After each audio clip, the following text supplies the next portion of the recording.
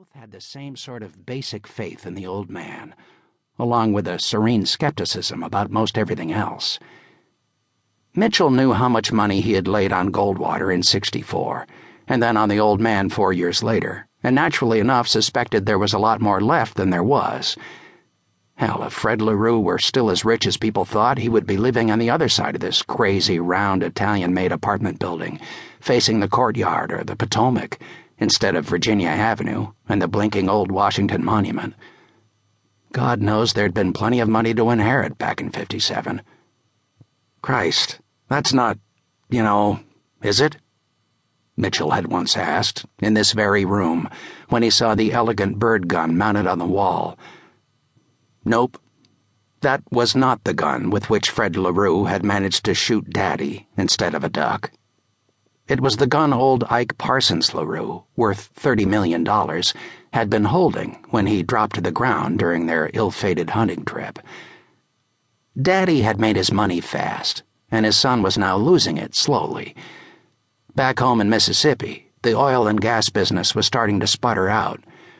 There were no more big strikes to be made, and the idea that Fred LaRue's being inside the White House would redound to the benefit of I.P. LaRue Oil and Minerals was just that, an idea, one that others, though not Fred LaRue himself, entertained. He preferred the business of politics to the business of business. He liked the way he got to operate without so much as a business card or a line in the staff directory. Same at the committee as it had been at the White House. If this year he'd pretty much be giving at the office instead of from his wallet, the campaign was going to be such a slam dunk that nobody would even notice.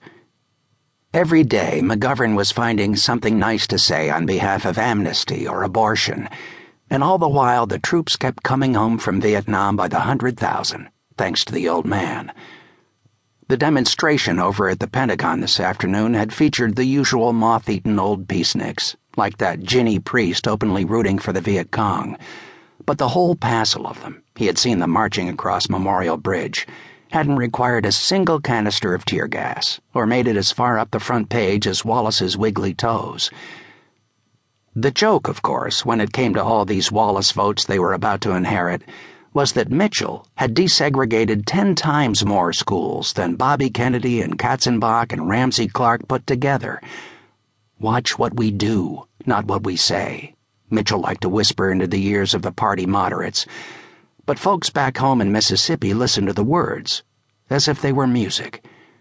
They'd soon fall in line behind the old man, whose administration, they scarcely realized, was putting all those colored kids at desks beside their own white offspring.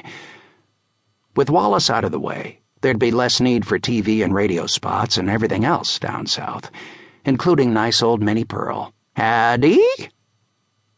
They had the chance for a real blowout, and it was beyond LaRue why they were waiting so much as another week to shift the money they'd planned to spend down home out to California instead.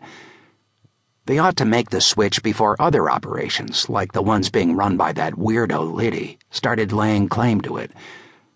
Project Gemstone my ass, thought LaRue, who looked up at the clock over the television and wondered if it was too late to call Mitchell at his apartment across the courtyard. Hell, he'd wait until he saw him at the office in the morning. Martha was so cranked up these days that if he called now, she'd probably not only listen in on the extension, but burst out with some tirade about her, the only name she seemed able to find these days for poor Mrs. Nixon. God, he'd loved Martha when he'd first met her in '68. She'd felt familiar, like the girls he'd known in Jackson and Biloxi, even if she came from all the way over in Arkansas. "Pleased to meet you," he'd said when Mitchell presented her.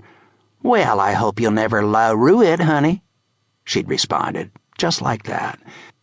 But she was beyond control now, drinking more than ever and wearing out John, who let her drink until she passed straight through agitation into something like calm, or until she just passed out, period.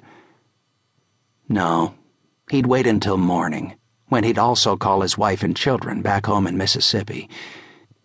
He decided to skip the 10 o'clock news, which was mostly local anyway, and would probably lead with whatever colored guy had just killed another one over in southeast Washington.